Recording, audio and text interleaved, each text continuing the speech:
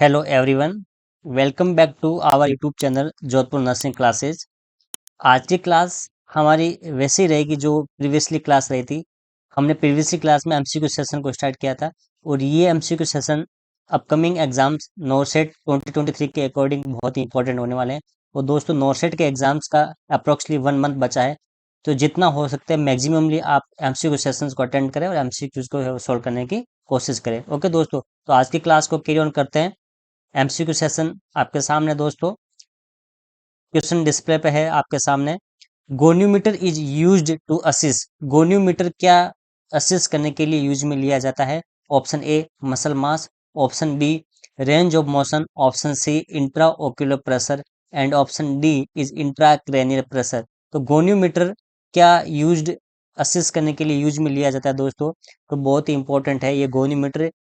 Exams में image base के point of view से भी इम्पोर्टेंट है और एमसीक्यू सेशन के पॉइंट हिसाब से भी बहुत ही इंपॉर्टेंट है वो है दोस्तों। तो गोनीमीटर जो होता है दोस्तों, वो range of motion range of motion को असिस्ट करने के लिए यूज में लिया जाता है। रेंज ऑफ मोशन को असिस्ट करने के लिए यूज में लिया जाता है। तो यहाँ पे राइट आंसर जो होगा दोस्तों वो होगा option B, range of motion. यानी कि गोनीमीटर एक प्रकार का डिवाइस होता है, एक प्रकार का इंस्ट्रूमेंट होता है जो किसी जॉइंट का रेंज ऑफ मोशन को असिस्ट करने के लिए यूज में लिया जाता है।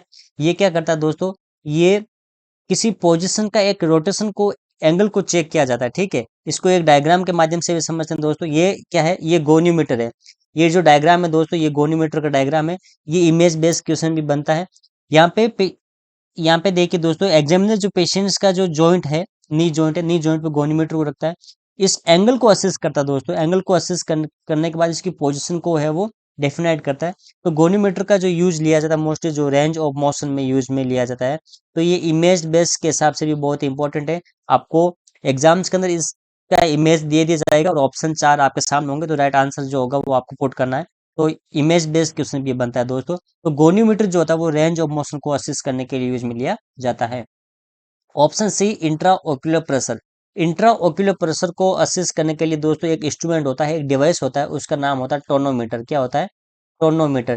टोनोमीटर के द्वारा इंट्रा ओक्यूलर प्रेशर को चेक किया जाता है। क्या किया जाता है? टोनोमीटर के द्वारा इंट्रा ओक्यूलर प्रेशर को चेक किया जाता है। नॉर्मल इंट्रा ओक्यूलर जो प्रेशर होता है दोस्तों वो होता है 10 to 20 mm of Hg। Normal intra ocular pressure है वो होता है। ओके दोस्तों, option D intracranial pressure, ICP, intracranial pressure. तो दोस्तों, इंट्राक्रेनियल प्रेशर का एक नॉर्मल वैल्यू के अकॉर्डिंग भी क्वेश्चन बनता है। तो नॉर्मल वैल्यू होती है इंट्राक्रेनियल प्रेशर की, वो होती है 7 to 15 of Hg। Normal value of intracranial pressure वो होती है वो 7 to 15 ऑफ Hg होता है। तो गोनियोमीटर जो होता है वो दोस्तों रेंज ऑफ मोशन को असिस्ट करने के लिए यूज में लिया जाता है। ओके दोस्तों, इंट्रा ओक्यूलर प्रेशर को असिस्ट करने के लिए टोनोमीटर यूज में लिया जाता है। ऑप्शन डी इंट्राक्रेनियल प्रेशर जो होता है वो नॉर्मल 7 से 15 ऑफ Hg है वो होता है दोस्तों। तो हमने गोनियोमीटर का डायग्राम देखा दोस्तों, टोनोमीटर का डायग्राम भी देख लेते हैं। ये दोस्तों टोनोमीटर का डायग्राम है। ये इमेज बेस के हिसाब से बहुत ही इंपॉर्टेंट है दोस्तों। इसको टोनोमीटर को यूज में लिया जाता है इंट्रा ओक्यूलर प्रेशर को असिस्ट करने के लिए, इंट्रा ओक्यूलर प्रेशर को चेक करने के लिए टोनोमीटर के यूज में लिया जाता है। तो ये डायग्राम आपको माइंड में रखना है दोस्तों। ओके दोस्तों, next question. Salem sump tube is used for. Salem sump tube किसके लिए यूज में ली जाती है दोस्तों? तो सेलेम सम ट्यूब जो होती है दोस्तों वो एक प्रकार की क्या होती है? वो एक प्रकार की नेजोगेस्ट्रिक या फिर ओरोगेस्ट्रिक ट्यूब होती है। क्या होती है दोस्तों? ओरोगेस्ट्रिक ट्यूब होती है। नेजोगेस्ट्रिक या फिर ओरोगेस्ट्रिक ट्यूब होती है दोस्तों, ध्यान रखना। सेलेम सम जो ट्यूब होती है वो एक प्रकार की नेजोगेस्ट्रिक या फिर ओरोगेस्ट्रिक ट्यूब है वो होती है दोस्तों। ठीक है, तो ऑप्शन आपके सामने है intra pleural aspiration, option B intra ventricular drainage, option C stomach decompression and option D administration of medicated enema. तो सलीम सम ट्यूब जो यूज में ली जाती है दोस्तों वो स्टोमक को डिकम्प्रेशन करने के लिए यूज में है वो ली जाती है। सलीम सम ट्यूब जो होती है वो दोस्तों एक प्रकार की नेजोगेस्ट्रिक या फिर ओरोगेस्ट्रिक ट्यूब होती है। और दोस्तों मोस्टली इस ट्यूब का यूज क्यों लिया जाता है या कब लिया जाता है? तो इंटरमिटेंट गैस्ट्रिक सक्शनिंग करनी है अगर किसी पेशेंट्स की अगर किसी पेशेंट की गैस्ट्रिक सक्शनिंग करनी है, ठीक है, इंटरमीडिएट गैस्ट्रिक सक्शनिंग करनी है, उसमें भी यूज में लिया जाएगा। ठीक है, अगर किसी पेशेंट की क्या करनी है, इंटरमीडिएट गैस्ट्रिक सक्शनिंग करनी है, उसमें भी यूज में लिया जाएगा। ठीक है, या फिर किसी प्रकार का इरिगेशन करना है, या फिर किसी प्रकार का कोई इरिगेशन करना है, इरिगेशन में भी यूज में ली जाएगी दोस्तों सलियम सम ट्यूब, क्योंकि ये नेजोगैस्ट्रिक है, ओरोगैस्ट्रिक ट्यूब होती है। ठीक है, या फिर कोई मेडिकेशन डिलीवरी करनी है स्टोमक के अंदर, तो उसमें भी यूज में ली जाएगी। तो दोस्तों हमेशा ध्यान रखना, या फिर डिकम्प्रेशन में भी यूज में ली जाती है। तो सलियम सम ट्यूब जो होती है वो स्टोमक को डिकम्प्रेशन करने के लिए यूज में ली जाती है। और ये डायग्राम के बेस पे भी बहुत इंपॉर्टेंट क्वेश्चन बनता है दोस्तों। ये सलियम सम ट्यूब का डायग्राम है दोस्तों, आपको एग्जाम्स के अंदर इसका डायग्राम दे दिया जाएगा और ट्यूब के बारे में पूछा जाएगा, तो राइट आंसर आपको पुट करना है। तो ये सलियम सम ट्यूब यूज में होती है, और ये स्टोमक को डिकम्प्रेशन करने के लिए यूज में ली जाती है। ओके दोस्तों, next question, which of the following disease condition manifest as Koplik spot in buccal mucosa? Koplik spot निम्न में से किस डिजीज कंडीशन के प्रेजेंट होता है? Option A hepatitis, option B measles, option C pertussis and option D tetanus. तो दोस्तों Koplik spot किस डिजीज कंडीशन के अंदर देखने को मिलता है? राइट आंसर होगा दोस्तों यहाँ पे मिजल्स। मिजल्स राइट आंसर होगा, क्योंकि मिजल्स के अंदर कॉप्लिक स्पॉट देखने को मिलता है। और दोस्तों ध्यान रखना, कॉप्लिक स्पॉट की जो साइट होती है, कहाँ पे प्रेजेंट होते हैं, वो होते हैं बक्कल कैविटी के अंदर। सबसे पहले कॉप्लिक स्पॉट कहाँ पे प्रेजेंट होंगे? बक्कल कैविटी के अंदर होंगे दोस्तों। बहुत ही इंपॉर्टेंट क्वेश्चन है दोस्तों, ये ध्यान रखना, क्योंकि उसकी लोकेशन पूछी जाती है दोस्तों। बक्कल कैविटी के अंदर सबसे पहले कॉप्लिक स्पॉट अपीयर होगा दोस्तों, ध्यान रखना। मिजल्स एक प्रकार की वायरल डिजीज होती है, क्या होती है? एक प्रकार की वायरल डिजीज है, जो पैरामिक्सो वायरस फैमिली से बिलोंग करती है। इसका जो वायरस होता है वो आरएनए स्टैंडर्ड फैमिली से बिलोंग करता है दोस्तों, आरएनए स्टैंडर्ड फैमिली से बिलोंग करता है। ये एक प्रकार की वायरल डिजीज है जो पैरामिक्सो वायरस की फैमिली से बिलोंग करता है, या फिर उसके द्वारा स्प्रेड होता है। मिजल्स जो होता है वो दोस्तों, मिजल्स को रूबियोला के नाम से भी जाना जाता है। क्या है? रूबियोला। मिजल्स को रूबियोला के नाम से भी जाना जाता है। मिजल्स स्प्रेड कैसे होता है? मिजल्स स्नीजिंग से स्प्रेड हो सकता है, कोई पेशेंट स्नीजिंग कर रहा है उसके द्वारा भी स्प्रेड हो सकता है, कफिंग के द्वारा भी हो सकता है, या फिर close person to person contact के द्वारा भी हो सकता है, या फिर direct contact with infected nasogastric, या फिर थ्रोट सिक्रेशंस होते हैं, थ्रोट स्वैब होते हैं, उसके द्वारा भी है वो स्प्रेड हो सकता है। मिजल्स का इंक्यूबेशन पीरियड का भी क्वेश्चन आता है दोस्तों। मिजल्स का इंक्यूबेशन पीरियड जो होता है, इंक्यूबेशन पीरियड ऑफ मिजल्स जो होता है वो दोस्तों होता है 10 to 14 डेज, 10 से 14 दिन मिजल्स का इंक्यूबेशन पीरियड होता है दोस्तों, ध्यान रखना। मिजल्स का इंक्यूबेशन पीरियड 10 to 14 डेज होता है दोस्तों, इंपॉर्टेंट है। मिजल्स एक प्रकार की वायरल डिजीज है जो पैरामिक्सो वायरस फैमिली से बिलोंग करती है। ये आरएन स्टैंडर्ड फैमिली से बिलोंग करता है दोस्तों। ये भी एक क्वेश्चन बनता है। कॉप्लिक स्पॉट जो होते हैं बकल कैविटी के अंदर, बकल म्यूकोसा के अंदर देखने को मिलता है दोस्तों। मिजल्स को दूसरा नाम रूबियोला के नाम से भी जाना जाता है, और इसका स्प्रेड होने का जो मोड होता है वो कफिंग, स्नीजिंग, या फिर close person to person contact हो सकता है, या फिर direct contact with infected nasal और थ्रोट सेक्रेशन के द्वारा भी है वो हो सकता है दोस्तों। Option A hepatitis, inflammation of the liver, liver का जब इन्फ्लामेशन हो जाता है तब हेपेटाइटिस कहलाता है दोस्तों। ऑप्शन सी पर्टोसिस, पर्टोसिस एक प्रकार की बैक्टीरियल डिजीज होती है जो बोर्डेटेला पर्टोसिस, यानी कि वुफिंग कफ बोलते हैं दोस्तों इसको, 100 कफ्स बार्किंग कफ की के नाम से भी जाना जाता है। पर्टोसिस एक प्रकार का बैक्टीरियल डिजीज है जो बोर्डेटेला पर्टोसिस के द्वारा होता है। And option D tetanus, tetanus एक प्रकार का बैक्टीरियल डिजीज है जो क्लोस्ट्रिडियम टिटनाई की वजह से वो होता है दोस्तों। तो यहाँ पे कॉप्लिक स्पॉट का पूछा गया दोस्तों, तो कॉप्लिक स्पॉट है वो मिजल्स के अंदर देखने को मिलता है। ओके दोस्तों, नेक्स्ट क्वेश्चन, ये दोस्तों डायग्राम है किसी पेशेंट्स का माउथ का, उसके अंदर कॉप्लिक स्पॉट कहाँ पे प्रेजेंस या कहाँ पे अपियर हो रहा है दोस्तों, इसको देखते हैं। दोस्तों यहाँ पे जो पॉइंटेड ये है, ये पॉइंटेड हो रहे हैं, ये जो रेड रेड डॉट हो रहे हैं दोस्तों, ये डॉट्स हो रहे हैं दोस्तों, ये क्या है? ये कॉप्लिक स्पॉट है दोस्तों। ये जितने भी रेड रेड डॉट हो रहे हैं ये कॉप्लिक स्पॉट है, और ये कॉप्लिक स्पॉट फर्स्ट अपियर जो होता है वो बकल कैविटी के अंदर होता है। किसके अंदर होता है? बकल कैविटी के अंदर। तो ये क्वेश्चन इंपॉर्टेंट दोस्तों, इसकी प्रेजेंस अपीयरेंस की लोकेशन को है वो पूछा जा सकता है। ओके दोस्तों, next question, which of the following triad symptom of tracheoesophageal fistula include all except? बहुत ही इंपॉर्टेंट है क्वेश्चन दोस्तों। ट्रैक्योइसोफेजियल फिस्टुला के बारे में क्वेश्चन है वो हमेशा पुटअप होता है, और यहाँ पे आपको ध्यान रखने की बहुत ही इंपॉर्टेंट चीज ये है दोस्तों कि यहाँ पे क्वेश्चंस को समझने की बहुत ही इंपॉर्टेंस होती है, क्वेश्चन को समझ के आपको आंसर पुट करना है। तो यहाँ पे क्वेश्चन में एक्सेप्ट दे रखा है। एक्सेप्ट का मतलब ये है दोस्तों कि जो आपके सामने जो 4 ऑप्शन है, इन 4 ऑप्शन में से 3 ऑप्शन राइट है, 3 ऑप्शन करेक्ट है, और एक ऑप्शन जो है वो ट्रैकियोसेफेजिक फिस्टुला का सिम्टम्स नहीं है, या फिर ट्राइड सिम्टम्स के अंदर नहीं इंक्लूड नहीं होता है। तो ये क्वेश्चन है। तो ट्रैकियोसेफेजिक फिस्टुला होता क्या दोस्तों? देखिए दोस्तों, नॉर्मली क्या होता है कि जो इसोफेगस होता है, इसोफेगस की जो ट्यूब होती है दोस्तों, वो क्या होती है, थ्रोट टू स्टोमक से कनेक्ट होती है। ओके दोस्तों, यानी कि थ्रोट टू स्टोमक से कनेक्ट होती है, ये होती है इसोफेगस। और ट्रेकिया क्या होता है दोस्तों? ट्रेकिया जो होता है वो कनेक्ट होता है थ्रोट टू वाइंड पाइप, यानी कि throat to windpipe, windpipe. Okay दोस्तों, तो इसोफेगस जो कनेक्ट होता है वो कनेक्ट होता है throat to stomach, and trachea जो कनेक्ट होता है वो होता है थ्रोट टू वाइंड पाइप। अब ट्रेकियोसेफेजिक फिस्टुला में होता है क्या दोस्तों कि abnormal connection between these two tubes. कौन सी ट्यूब्स?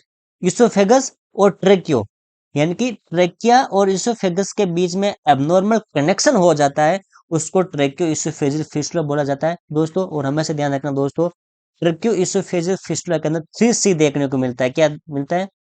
3C। बहुत ही इंपॉर्टेंट क्वेश्चन है दोस्तों, प्रीवियसली एग्जाम्स के अंदर काफी बार इस क्वेश्चन को पुटअप किया गया है। ट्रेक्योएसोफेजिक फिस्टुला के अंदर 3C देखने को मिलता है। और 3C के अंदर दोस्तों साइनोसिस, कफिंग एंड चोकिंग, ये चीज होती है दोस्तों, ध्यान रखना। साइनोसिस प्रेजेंट होता है दोस्तों, कफिंग प्रेजेंट होगा, एंड चोकिंग प्रेजेंट होगा। ऑप्शन डी जो है चिल्यूसिस जो है दोस्तों, चिल्यूसिस जो होता है दोस्तों वो ट्रेक्योएसोफेजियल फिस्टुला के अंदर नहीं होता है। तो यहाँ पे राइट आंसर वो जो होगा वो होगा चिल्यूसिस। चिल्यूसिस का मतलब होता है फिशरिंग ऑफ द लिप्स, यानी कि जो होठ फट जाते हैं वो होता है चिल्यूसिस। और चिल्यूसिस जो होता है वो विटामिन B2 की डेफिशिएंसी की वजह से होता है। विटामिन B2 जो होता है वो राइबोफ्लेविन होता है दोस्तों। वो राइबोफ्लेविन की जब बॉडी में डेफिशिएंसी हो जाती है उसकी वजह से चिल्यूसिस है वो, या फिर एंगुलर स्टोमेटाइटिस देखने को मिलता है। तो चिल्यूसिस का मतलब होता है फिशरिंग ऑफ द लिप्स, लिप्स का फट जाना। ये एक प्रकार का ट्रेक्योएसोफेजिक फिस्टुला के अंदर इंक्लूड है, वो नहीं होता है। ओके दोस्तों, नेक्स्ट क्वेश्चन एक डायग्राम के माध्यम से देखते हैं दोस्तों कि ट्रेकियोएसोफेजिक फिस्टुला क्या होता है।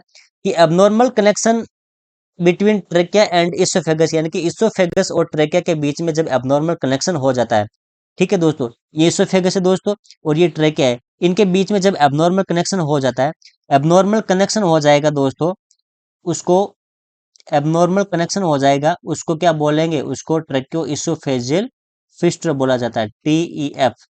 ओके दोस्तों, next question. The first foetal movements felt by the pregnant mother is known as, या इज टर्म्ड एज, यानी कि प्रेग्नेंट मदर के द्वारा जो फर्स्ट फिटल मूवमेंट्स फेल्ट की जाती है उसको क्या कहते हैं? Option A quickening, option B lightning, option C Braxton Hicks contraction, and option D none of the above, इनमें से कोई नहीं। यानी कि जो फर्स्ट फिटल मूवमेंट्स होता है जो मदर के द्वारा फेल्ट किया जाता है उसको क्या बोला जाता है दोस्तों? तो हमेशा ध्यान रखना दोस्तों, प्रेगनेंसी के दौरान at the time of 16 to 20 weeks, यानी कि 16 से 20 वीक पे, 16 to 20 वीक्स पर, यानी कि प्राइमरी ग्रेविडा के अंदर 16 से 20 वीक्स पर प्रेग्नेंट वुमेन जो होती है उसको start to feel their baby movements in their uterus या वूम, यानी कि यूट्रस के अंदर उसको मदर्स को फील होता है कि यूट्रस के अंदर जो बेबी है वो मूव कर रहा है, उसका मूवमेंट हो रहा है। तो वो फिटल मूवमेंट्स जो होती है वो फेल्ट जो मदर के द्वारा असिस्ट की जाती है या मदर के द्वारा फेल्ट की जाती है वो क्यूकनिंग कहलाता है दोस्तों, ध्यान रखना। तो first fetal movement felt by the pregnant mother at 16 to 20 weeks is known as quickening. Okay दोस्तों, ऑप्शन बी लाइटनिंग। लाइटनिंग के अंदर क्या होता है दोस्तों कि जब प्रेग्नेंट वुमन होती है उसके अंदर क्या होता है दोस्तों, जो फिटस होता है, फिटस क्या होता है दोस्तों, पेल्विक कैविटी के अंदर डिसेंट होता है, यानी कि फिटस जो होता है वो पेल्विक कैविटी के अंदर डाउनवर्ड्स की तरफ जाता है। तो प्रेग्नेंट मदर को जो प्रेशर सिम्टम्स होते हैं उससे पेशेंट्स को रिलीव मिलता है, तो वो लाइटनिंग कहलाता है। और लाइटनिंग जो होता है दोस्तों, लाइटनिंग जो होता है वो वेलकम साइन ऑफ प्रेगनेंसी होता है दोस्तों, welcome sign of pregnancy, welcome sign of pregnancy. तो ये भी क्वेश्चन आता है दोस्तों, वेलकम साइन ऑफ प्रेगनेंसी कौन कौन सा सिम्टम्स है या किसको बोलते हैं? तो वो लाइटनिंग होता है दोस्तों। वेलकम साइन ऑफ प्रेगनेंसी जो होता है वो लाइटनिंग है, वो होता है दोस्तों। Next, Braxton Hicks contraction. Braxton Hicks contraction को दोस्तों फाल्स लेबर पेन बोलते हैं। क्या बोलते हैं? फाल्स लेबर पेन, यानी कि ये एक प्रकार का फाल्स लेबर पेन होता है, ठीक है। ब्रेक्सटन हिक्स कॉन्ट्रैक्शन जो होता है वो 20 वीक्स की प्रेगनेंसी होने के बाद कभी भी स्टार्ट हो सकता है, यानी कि जब प्रेगनेंसी 20 वीक्स की हो जाती है उसके बाद पेशेंट्स को कभी भी फास्ट लेवल पेन हो सकता है, और वो फास्ट लेवल पेन जो होता है वो ब्रेक्सटन हिक्स कॉन्ट्रैक्शन है वो कहलाता है। तो यहाँ पे the first foetal movements felt by the pregnant mother is known as, वो क्यूकनिंग है, वो राइट आंसर होगा दोस्तों। Okay, quickening is the right answer. Next, pellagra is due to the deficiency of, दोस्तों बहुत ही इंपॉर्टेंट है। पेलाग्रा एक प्रकार की डिजीज कंडीशन होती है और पेलाग्रा विटामिन की डेफिशिएंसीज होती है। तो यहाँ पे ऑप्शन है आपके सामने, ऑप्शन है thiamine, option B niacin, option C riboflavin, option D ascorbic acid. तो पेलाग्रा किसकी डेफिशिएंसी से वजह से होती है दोस्तों? तो पेलाग्रा का मतलब होता है दोस्तों रफ स्किन। क्या होता है? रफ स्किन, यानी कि अगर कोई पेशेंट्स को पेलाग्रा है, क्या है, पेलाग्रा है, तो उस पेशेंट्स की स्किन कैसी हो जाएगी? रफ हो जाएगी, यानी कि क्रैकलिंग टाइप की हो जाएगी। तो रफ स्किन जो होती है वो पेलाग्रा होता है दोस्तों। और पेलाग्रा जो होता है दोस्तों मोस्टली जो होता है वो नियासिन की डेफिशिएंसी से होता है, यानी कि विटामिन बी 3, विटामिन बी 3 की बॉडी में जब डेफिशिएंसी हो जाती है दोस्तों तो पेलाग्रा होता है। विटामिन बी 3 का केमिकल नेम नियासिन या फिर निकोटिनिक एसिड भी हो सकता है। क्या होता है? नियासिन या फिर निकोटिनिक एसिड। तो उसकी डेफिशिएंसी से जो डिजीज होती है वो पेलाग्रा होती है दोस्तों। पेलाग्रा का मतलब होता है रफ स्किन। ओके दोस्तों, जैसे हमने बेक क्वेश्चन पढ़ा था, 3C जो होता है वो होता है ट्रैकियोइसोफेजिक फिस्टुला के अंदर। और दोस्तों ध्यान रखना, पेलाग्रा के अंदर 4D होते हैं। क्या होते हैं? 4D, बहुत ही इंपॉर्टेंट है दोस्तों, ध्यान रखना। पेलाग्रा 4D होता है। 4D का मतलब होता है दोस्तों डर्मेटाइटिस, ठीक है, dermatitis, dementia, dermatitis, dementia, diarrhoea, and 4th D जो होता है वो होता है डेथ।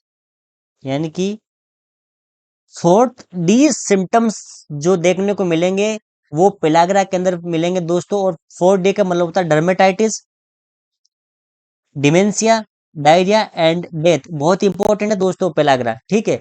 तो ये पेलाग्रा के बारे में है दोस्तों। ऑप्शन ए थायमिन, थायमिन जो होता है वो होता है दोस्तों विटामिन बी 1। क्या होता है? विटामिन बी 1 का केमिकल नेम थायमिन होता है और इसकी डेफिशिएंसी से बेरी बेरी डिजीज होता है, ठीक है। बेरी बेरी डिजीज किससे होता है? विटामिन बी 1 की डेफिशिएंसी हो जाती है जब बॉडी में विटामिन बी 1 की डेफिशिएंसी हो जाती है या फिर थायमिन की डेफिशिएंसी हो जाती है, उसकी वजह से बेरी बेरी देखने को मिलता है। इसके अलावा जो क्रोनिक अल्कोहलिक पेशेंट होते हैं उनमें विटामिन बी 1 की डेफिशिएंसी हो जाती है, तो उसमें उन पेशेंट्स में वर्निक्स कोर्साकॉफ सिंड्रोम या फिर वर्निक्स एन्सेफेलोपैथी देखने को वो मिलता है दोस्तों। बेरी बेरी दो प्रकार की होती है, एक dry beriberi and wet beriberi. इनमें कार्डियक सिस्टम और नर्वस सिस्टम का इन्वॉल्वमेंट है वो होता है दोस्तों। ऑप्शन सी राइबोफ्लेविन, राइबोफ्लेविन जो होता है वो दोस्तों विटामिन बी 2 होता है। विटामिन बी 2 का जो केमिकल नेम राइबोफ्लेविन होता है, वो राइबोफ्लेविन की डेफिशिएंसी चीलियोसिस होता है। चीलियोसिस का मतलब होता है फिशरिंग ऑफ द लिव्स, यानी कि होठों का फटना। Option D ascorbic acid, ascorbic acid vitamin C होता है दोस्तों और इसकी डेफिशिएंसी से स्कर्वी होता है। क्या होता है? स्कर्वी। और इस स्कर्वी के अंदर जो दोस्तों ध्यान रखना ब्लडिंग गम्स होता है, यानी कि जो गम्स होते हैं उनके द्वारा ब्लडिंग का रिसाव होता है, ब्लडिंग होती है। तो यहाँ पे एस्कॉर्बिक एसिड जो होता है वो विटामिन C होता है, यानी कि जो खट्टी चीज होती है उनमें विटामिन C प्रेजेंट होता है और विटामिन C की डेफिशिएंसी की वजह से स्कर्वी है वो होता है। तो यहाँ पे पेलाग्रा जो होगा वो नियासिन की डेफिशिएंसी की वजह से होता है दोस्तों। Next question, flag sign is a characteristic features of which disease condition? Flag sign किस डिजीज कंडीशन के अंदर देखने को मिलता है दोस्तों? बहुत ही इंपॉर्टेंट है दोस्तों, यहाँ पे ध्यान रखना कि फ्लैग साइन जो होता है, फ्लैग साइन किस डिजीज कंडीशन के अंदर देखने को मिलता है दोस्तों? Option A marasmus, option B kwashiorkor, option C rickets and option D measles. तो राइट आंसर क्या होगा दोस्तों फ्लैग साइन का? दोस्तों फ्लैग साइन हमेशा क्वाशियोरकोर के अंदर देखने को मिलता है, ठीक है। अब दोस्तों क्वाशियोरकोर होता क्या है? तो क्वाशियोरकोर एक प्रकार का माल न्यूट्रिशन का फॉर्म होता है, ठीक है, जिसके अंदर प्रोटीन की डेफिशिएंसी होती है। क्या होती है? प्रोटीन की प्रोटीन की डेफिशिएंसी होती है। प्रोटीन कम हो जाता बॉडी के अंदर, माल न्यूट्रिशन का फॉर्म है। इसके अंदर प्रोटीन की जब डेफिशिएंसी होगी तो एडेमेटस भी हो सकता है, पेशेंट्स के अंदर एडिमा भी हो सकता है। तो kwashiorkor is also known as oedematous malnutrition. तो ये भी इंपॉर्टेंट है दोस्तों। तो किस डिजीज कंडीशन को एडेमेटस माल न्यूट्रिशन बोला जाता है? वो क्वासी और कोर होता है। क्वासी और कोर के अंदर प्रोटीन की डेफिशिएंसी होती है और क्वासी और के अंदर फ्लैग साइन देखने को मिलता है। फ्लैग साइन का मतलब होता है दोस्तों hair become thin and fragile in nature with bands of loss of pigmentation, यानी कि जो हेयर होते हैं पेशेंट्स के वो थिन हो जाएंगे, पतले हो जाएंगे, इजीली ब्रेक हो जाएंगे और उनकी जो पिगमेंटेशन होती है वो लॉस में हो जाएगी। तो यहाँ पे डायग्राम के माध्यम से देखते हैं दोस्तों, ये डायग्राम है दोस्तों क्वाशी और कोर का। यानी कि ये जो बच्चे हैं दोनों, ये चिल्ड्रन है, ये क्वाशियोर को डिजीज से सफर कर रहे हैं। इनमें दोस्तों ध्यान रखना कि जो हेयर है ये स्पार्स टाइप के हेयर हो रहे हैं दोस्तों। हेयर में पिगमेंटेशन लॉस हो रहा है, थिन है दोस्तों। और यहाँ पे बेली के अंदर दोस्तों क्या है, एडिमा हो रहा है, एडिमा प्रेजेंट हो रहा है। इसलिए मैंने आपको बताया था दोस्तों, क्वाशियोर कोर को एडिमेटस मालन्यूट्रिशन बोला जाता है। यहाँ पे बच्चों में क्या होता है, एडिमा हो रहा है दोस्तों, तो एडिमेटस मालन्यूट्रिशन देखने को मिलता है। फ्लैग साइन, इसमें पिगमेंटेशन लो हो रहा है, थिन हो रहा है, ठीक है दोस्तों। क्वेश्योर वाले पेशेंट्स में एनीमिया भी देखने को मिल सकता है। इसका जो चेहरा होता है दोस्तों वो मून फेस होता है, ठीक है।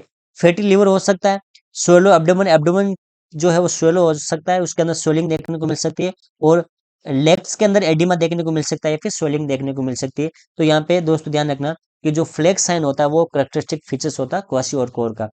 Option A marasmus. दोस्तों मेरास्मस भी एक प्रकार की माल न्यूट्रिशन की फॉर्म होती है। इसमें जितने भी मैक्रो न्यूट्रिएंट होते हैं उन मैक्रो न्यूट्रिएंट की डेफिशिएंसी होती है। और मोस्टली जो होती है या फिर ओवरऑल अगर बोलते हैं तो कैलोरीज की डेफिशिएंसी होती है। यानी कि कैलोरी का जो डेफिशिएंसी होती है वो क्या होता है, वो मेरास्मस होता है। और मेरास्मस से ध्यान रखना दोस्तों, मरा हुआ, यानी कि जो मेरास्मस से जो बच्चे सफर करेंगे वो जस्ट लाइक मरा हुआ जैसे दिखेंगे। ओके दोस्तों। Option C rickets. Rickets vitamin D की जब बॉडी के अंदर डेफिशिएंसी हो जाएगी, विटामिन डी का केमिकल नेम कोलिकैल्सिफेरॉल होता है दोस्तों। चिल्ड्रन के अंदर विटामिन डी की जब डेफिशिएंसी हो जाएगी तब रिकेट्स होगा। और ऑप्शन डी मिजल्स, हमने डिस्कस किया था, मिजल्स एक प्रकार की वायरल डिजीज होती है जो पैरामिक्स वायरस फैमिली से बिलोंग करती है। इसका जो वायरस होता है वो आरएनए स्टैंडर्ड फैमिली से बिलोंग करता है। ओके दोस्तों। और measles is also known as rubeola, तो ये एक प्रकार की वायरल डिजीज है। ठीक है दोस्तों। तो फ्लैग साइन जो प्रेजेंट होगा वो क्वाशी और कोर के अंदर है वो प्रेजेंट है वो होता है दोस्तों। Next question, route of administration of measles vaccine. बहुत ही इंपॉर्टेंट है क्वेश्चन, मिजल्स वैक्सीन का रूट यहाँ पे पूछा गया है। वैक्सीन, अगर आप मिजल्स वैक्सीन को पेशेंट्स में इंजेक्ट करवाएंगे तो कौन से रूट के द्वारा देंगे, बहुत ही इंपॉर्टेंट है। ऑप्शन ए आपके सामने ओरल है, option B intramuscular, option C intradermal and option D subcutaneous. तो मिजल्स वैक्सीन जो होती है दोस्तों हमेशा सबक्यूट रूट से दी जाती है, सबकुटेनियस रूट से दी जाती है। इसका डोज है वो 0.5 होता है दोस्तों, 0.5 ml है वो होता है, सबक्यूट दिया जाता है। और इसकी जो साइट होती है दोस्तों बहुत ही इंपॉर्टेंट है, वो होती है right upper arm. Right upper arm के अंदर मिजल्स वैक्सीन को इंजेक्ट किया जाता है, राइट अपर आर्म या राइट अपर आर्म के अंदर मिजल्स वैक्सीन को है वो इंजेक्ट करवाया जाता है दोस्तों, ध्यान रखना। और जब इसका ड्यूरेशन की बात करें तो 9 to 12 मंथ, यानी कि 9 से 12 मंथ के जो बच्चे होते हैं उन बच्चों के अंदर मिजल्स वैक्सीन को इंजेक्ट करवाया जाता है। सबक्यूट रूट होता है, 0.5 ml डोज होती है, राइट अपर आर्म इसकी साइट होती है। ठीक है दोस्तों। तो मिजल्स वैक्सीन जो होती है वो सबक्यूट रूट से वो दिया जाता है दोस्तों। ओरल रूट से रोटा वायरस दिया जाता है, बहुत ही इंपॉर्टेंट क्वेश्चन है दोस्तों। Next question, the child labour protection and regulation act prohibit employment of children in factories below the age of. यहाँ पे क्वेश्चन क्या कह रहा है दोस्तों, यहाँ पे क्वेश्चन ये कह रहा है दोस्तों कि child labour and protection and regulation act बना था दोस्तों। उस एक्ट के द्वारा किसी फैक्ट्री में किसी बच्चे को, किसी चिल्ड्रन को एज ए एम्प्लॉयमेंट, यानी कि एज ए कर्मचारी, एज ए वर्किंग कंडीशन में उस काम करने के लिए उसकी मिनिमम एज कितनी है या फिर कितनी एज के कम उम्र वाले बच्चों को फैक्ट्रीज में काम करने से मना किया गया है या फिर किसी फैक्ट्री ओनर के खिलाफ है वो एक्शन हो सकता है। तो option A 12 year, option B 14 year, option C 16 year and option D 21 year. तो दोस्तों ध्यान रखना, इस एक्ट के अकॉर्डिंग अगर कोई चिल्ड्रन 14 ईयर्स या 14 ईयर्स से कम एज का है तो उसको किसी भी फैक्ट्रीज में काम पे नहीं रख सकते हैं। ठीक है दोस्तों। तो the child labour and protection and regulation act जो आया था वो आया था 1986 के अंदर। 1986 के अंदर इस एक्ट को पार्लियामेंट के अंदर पास किया गया था। ठीक है दोस्तों। इसका पर्पज क्या था दोस्तों, बहुत ही इंपॉर्टेंट है। इसका पर्पज ये था दोस्तों कि to eradicate any kind of child to eradicate any kind of child abuse in the form of employment and prohibit the engagement of children in any kind of hazardous employment who have not completed 14 years of age। यानी कि दोस्तों private sector में या फिर किसी factories में बच्चों का शोषण रोकने के लिए गवर्नमेंट ऑफ इंडिया ने 1986 के अंदर एक एक्ट बनाया था, child labour protection and regulation act. उस एक्ट में चिल्ड्रन की मिनिमम एज को निर्धारित किया गया था, जिसमें ये डिफाइन किया गया था कि किसी फैक्ट्रीज में, किसी एग्री सॉरी किसी इंडस्ट्रियल फील्ड में अगर कोई बच्चे की एज 14 ईयर या फिर 14 ईयर से कम है, उसको किसी भी कंडीशन पे फैक्ट्रीज में वर्क नहीं करवाया जा सकता है। तो बहुत ही इंपॉर्टेंट है दोस्तों। According to child labour protection and regulation act 1986, इसके अकॉर्डिंग 14 ईयर से वो उसकी एज को डिटरमाइन किया गया था दोस्तों। Next question, normal foetal heart rate FHR कितनी होती है दोस्तों? बहुत बार क्वेश्चन आया हुआ है और नेक्स्ट टाइम आने के चांसेस नोट शेट के अंदर भी है दोस्तों। Normal foetal heart rate option आपके सामने, option A 70 to 100 beat per minute, option B 100 to 110 beats per minute, option C 120 to 160 beats per minute and option D 160 to 180 beats per minute. तो दोस्तों normal foetal heart rate कितनी होती है दोस्त, ध्यान रखना। नॉर्मल फिटल हार्ट रेट 120 से 160 beat per minute है वो होती है। 120 से 160 बीट पर मिनट है वो नॉर्मल फिटल हार्ट रेट होती है दोस्तों। बहुत ही इंपॉर्टेंट है, ठीक है, बहुत ही इंपॉर्टेंट है। नॉर्मल फिट हार्ट रेट जो होती है वो होती है 120 टू 160 बीट पर मिनट है वो होती है दोस्तों।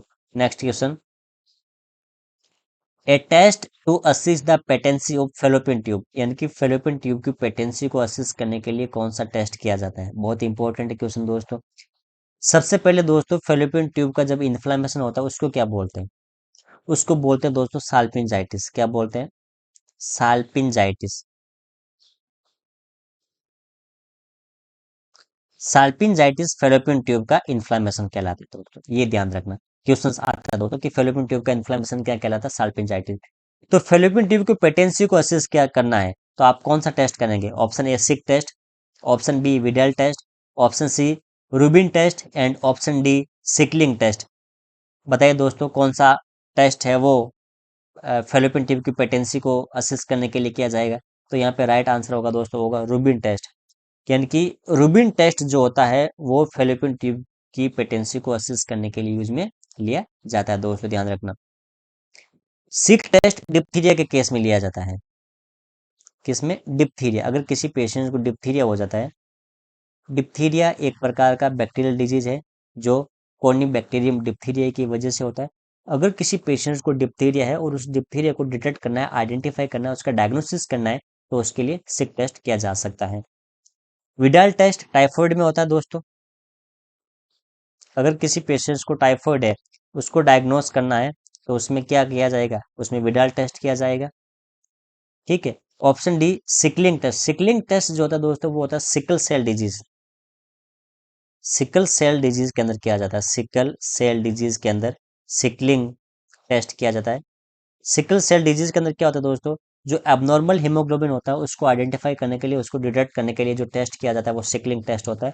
तो यहाँ पे फेलोपियन ट्यूब की पेटेंसी को असिस्ट करने के लिए टेस्ट के बारे में पूछा गया है, तो यहाँ पे रूबिन टेस्ट जो होगा वो दोस्तों राइट आंसर है वो होगा रूबिन टेस्ट।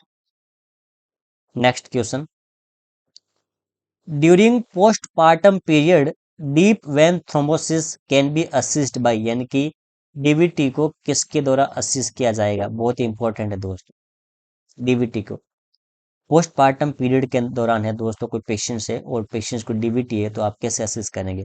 किस साइन के माध्यम से आप असिस्ट करेंगे? Option A Goodell sign, option B Homan sign, option C Ochsner sign and option D Hegar sign. तो दोस्तों ध्यान रखना, डीप वेन थ्रोम्बोसिस का क्वेश्चन या तो साइन के अकॉर्डिंग पूछ सकता है, या फिर उसके अंदर जो इंस्ट्रूमेंट यूज में लिया जाता है कंप्रेशन को कम करने के लिए उसके अकॉर्डिंग पूछा जा सकता है, या फिर टेस्ट के द्वारा पूछा जा सकता है। तो डीप वेन थ्रोम्बोसिस में टंडनबर्ग टेस्ट भी किया जाता है दोस्तों, ठीक है। यहाँ पे साइन के बारे में पूछा गया है, तो हॉमन साइन जो होता है वो डीवीटी को असिस्ट करने के लिए यूज में लिया जाता है दोस्तों। हॉमन साइन होता है क्या दोस्तों, इसके बारे में डिस्कस करते हैं। होमन को डोर्सीफ्लेक्शन साइन टेस्ट भी बोलते हैं। क्या बोलते हैं? डोर्सीफ्लेक्शन डोर्सीफ्लेक्शन साइन टेस्ट डोर्सीफ्लेक्शन साइन टेस्ट बोलते हैं। डोर्सीफ्लेक्शन साइन टेस्ट क्यों बोलते हैं दोस्तों, इसको डायग्राम के माध्यम से देखते हैं। ये दोस्तों यहाँ पे कोई पेशेंट है और एग्जामिनर यहाँ पे होमन साइन को असिस्ट कर रहा है in case of DVT, deep vein thrombosis के अंदर। तो दोस्तों देखो, यहाँ पे एग्जामिनर जो है एग्जामिनर जो है वो पेशेंट्स की फीट को डोर्सिफ्लेक्स करवा रहा है। क्या करवा रहा है? पेशेंट्स की फीट को क्या करवा रहा है? डोर्सिफ्लेक्स करवा रहा है। ठीक है। तो यहाँ पे जब भी वो डोर्सिफ्लेक्स करवाएगा दोस्तों, तो क्या होगा कि पेशेंट्स की जो काफ मसल्स होती है, ठीक है, जब भी वो डोर्सिफ्लेक्स करवा रहा है, ठीक है, डोर्सिफ्लेक्स करवाएगा, तो जब भी एग्जामिनर किसी पेशेंट्स की फीट को डोर्सिफ्लेक्स करवाएगा, तो पेशेंट्स की जो काल्प मसल्स है, काल्प मसल्स के अंदर क्या होगा दोस्तों? काल्प मसल्स के अंदर पेन अराइज होगा। ठीक है। अगर काल्प मसल्स के अंदर पेन अराइज होता है तो इसका मतलब क्या है? Positive Homan sign. इसका मतलब क्या है? इसका मतलब है पॉजिटिव होमन साइन। और पॉजिटिव होमन साइन क्या इंडिकेट करेगा? डीवीटी करेगा, डीप वेन थ्रोम्बोसिस करेगा। ठीक है दोस्तों, तो ये होता है होमन साइन दोस्तों। Option A Goodell sign. Goodell sign का मतलब होता है सॉफ्टनिंग ऑफ द सर्विक्स, यानी कि पोस्ट पार्ट सॉरी प्रेगनेंसी के दौरान या फिर गेस्टेशन के दौरान सर्विक्स सॉफ्ट हो जाता है, वो गुडल साइन कहलाता है। Option C Ochsner sign. Ochsner sign क्या होता है दोस्तों? कि प्रेगनेंसी के अंदर पेशेंट्स की लेटरल वेजाइनल फोर्निक्स होती है, उसके अंदर क्या होता है? उसके अंदर पल्सेशन फील होता है, तो वो एक प्रकार का ओशिंडा साइन कहलाता है। And option D Hegar sign. Hegar sign होता है दोस्तों, प्रेगनेंसी के दौरान जो सर्विक्स का जो स्टमस होता है, वो पार्ट अगर सॉफ्ट हो जाता है, तो वो ऑप्शन डी है, वो हिगर साइन कहलाता है। तो यहाँ पे डीप वेन थ्रोम्बोसिस के बारे में पूछा गया, तो डीप वेन थ्रोम्बोसिस को असिस्ट करने के लिए होमन साइन है वो राइट आंसर है, वो होगा दोस्तों। Next question, which of the following device is being used in below image. दोस्तों ये क्वेश्चन प्रीवियसली नोटसेट के अंदर, प्रीवियसली एग्जाम्स के अंदर पुटअप हो चुका है। आपको डायग्राम दे दिया जाएगा और डायग्राम देने के बाद आपके सामने चार ऑप्शन होंगे, राइट आंसर आपको पुट करना है। तो यहाँ पे डायग्राम को देख के दोस्तों, वो डायग्राम को देख के कुछ आइडिया, कुछ गेस कीजिए कि इनमें से डायग्राम किसका हो सकता है। Option A air bed device, option B DVT pump, option C blood pressure cup and none of the above, इनमें से कोई नहीं। तो यहाँ पे दोस्तों बहुत ही इंपॉर्टेंट है कि ये जो डायग्राम है दोस्तों, ये डीवीटी पंप का डायग्राम है। किसका है? डीवीटी पंप का। ये जो पंप है दोस्तों, ये जो पंप है, ये एक प्रकार का डीवीटी पंप होता है दोस्तों। तो यहाँ पे जो डायग्राम है वो डीवीटी पंप है। तो विच of the following device is being used in below image, वो है डीवीटी पंप। डीवीटी पंप यहाँ पे राइट आंसर होगा दोस्तों। Next question, a physician order a heparin infusion to a patient diagnosed with DVT. यानी कि एक पेशेंट है, डीवीटी का पेशेंट है, उस डीवीटी वाले पेशेंट में हिपेरिन इन्फ्यूजन करने का ऑर्डर दिया गया है फिजिशियन के द्वारा। The nurse is reminded of which of the following drug is antidote of heparin. यानी कि हिपेरिन एंटीडोट पूछा गया दोस्तों यहाँ पे। तो दोस्तों ध्यान रखना कि एंटीडोट का मीन्स क्या होता है। एंटीडोट का मीन्स होता है दोस्तों कि किसी ड्रग्स की टॉक्सिसिटी हो गई है, या फिर किसी ड्रग्स के इफेक्ट को कम करना है, तो उसके अगेंस्ट जो ड्रग्स दी जाती है वो एक प्रकार की एंटीडोट कहलाती है। यानी कि ओवर द काउंटर जो ड्रग दी जाती है, अगर मान लो किसी पेशेंट ने बहुत ज्यादा मात्रा में पैरासीटामोल टेबलेट खा लिए या पैरासीटामोल इन्फ्यूजन ले लिया है, तो पैरासीटामोल की टॉक्सिसिटी को रोकने के लिए या फिर उसके इफेक्ट को कम करने के लिए एसिलटाइसिस्टीन एक प्रकार की ड्रग्स होती है जो यूज में ली जाती है। तो एसिलटाइसिस्टीन एक प्रकार का एंटीडोट हो जाएगा पीसीएम का। तो यहाँ पे हिपेरिन का एंटीडोट पूछा गया है। तो हिपेरिन का एंटीडोट होता है दोस्तों, हमेशा ध्यान रखना, प्रोटामिन सल्फेट। हमेशा क्या होता है? Protamine sulphate. यानी कि ऑप्शन सी जो है वो राइट आंसर होगा। प्रोटामिन सल्फेट जो होगा वो हिपेरिन का एंटीडोट है, वो होता है दोस्तों। ऑप्शन ए कैल्शियम ग्लूकोनेट। कैल्शियम ग्लूकोनेट जो होता है वो दोस्तों मैग्नीशियम सल्फेट का एंटीडोट होता है। यानी कि MgSO4 का एंटीडोट अगर कोई पूछे तो आपको कैल्शियम ग्लूकोनेट है वो राइट करना है दोस्तों। विटामिन के का दोस्तों वॉरफेरिन क्या है? वॉरफेर। अगर विटामिन के की बॉडी के अंदर वैल्यू ज़्यादा हो गई है तो वॉरफेरिन यूज में लिया जाता है। Option D flumazenil. Flumazenil antidote होता है वो होता है बेंजोडाइजेपिन्स का। जो बेंजोडाइजेपिन्स ड्रग्स होती है, ग्रुप की ड्रग्स होती है, बेंजोडायजेपाइंस, सेडेटिव्स, जो ड्रग्स होती है उनके इफेक्ट को कम करने के लिए फ्लूमाजेनिल यूज में लिया जाता है। तो यहाँ पे हिपेरिन एंटीडोट पूछा गया, हिपेरिन एंटीडोट जो होगा दोस्तों वो होगा, क्या होगा, protamine sulphate. Next question, Bitot spot and xerophthalmia is due to the deficiency of, बहुत ही इंपॉर्टेंट है क्वेश्चन दोस्तों, कि निम्न में से किस विटामिन की डेफिशिएंसी की वजह से बाइटोट स्पॉट और जीरोप्थिल्मिया देखने को मिलेगा।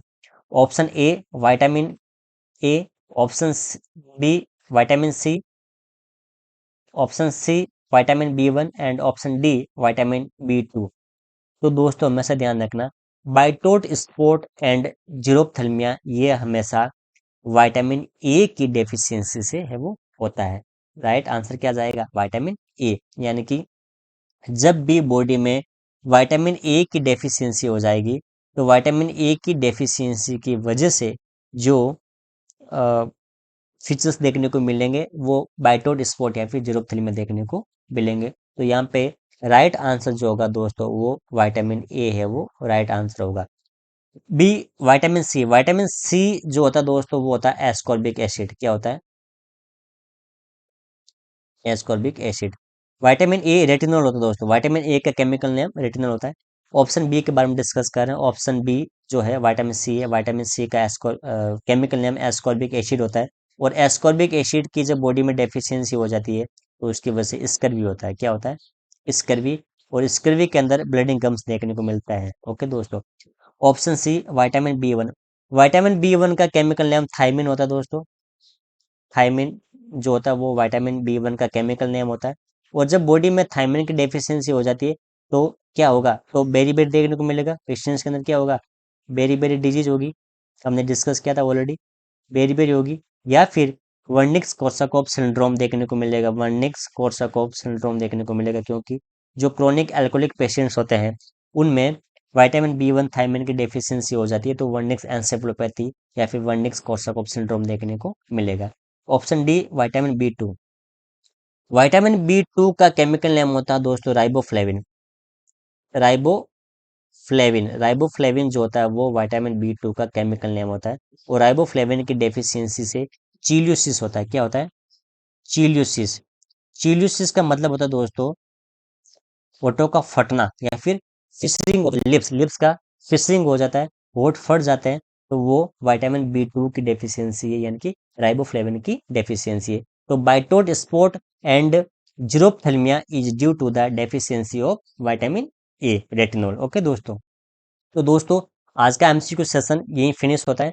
और ये एमसीक्यू सेशन एग्जाम्स, नॉर्सेट के एग्जाम्स के अकॉर्डिंग बहुत ही इंपॉर्टेंट होने वाले दोस्तों। तो कंटिन्यू अपनी प्रिपरेशन रखें और मैक्सिमम एमसीक्यू सेशंस को है वो अटेम्प्ट करें। ओके दोस्तों, थैंक यू सो मच।